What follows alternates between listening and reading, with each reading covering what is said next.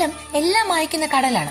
കടലോരത്തെ മണൽത്തിട്ടയിൽ കുട്ടികൾ വരയ്ക്കുന്ന ചിത്രങ്ങളെ കടൽത്തിരകൾ കവർന്നെടുക്കുന്നത് പോലെ ജീവിതമാകുന്ന മണൽത്തിട്ടയിൽ ഓരോ മനുഷ്യനും വരയ്ക്കുന്ന ചിത്രങ്ങളെ കാലം തുടച്ചു മാറ്റുന്നു.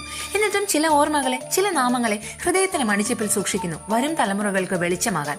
പാതുവയിലെ ഫ്രാൻസിസ്കൻ സെയിന്റ് ആന്റണി അത്തരം ഒരു ഓർമ്മയാണ്, നാമമാണ്.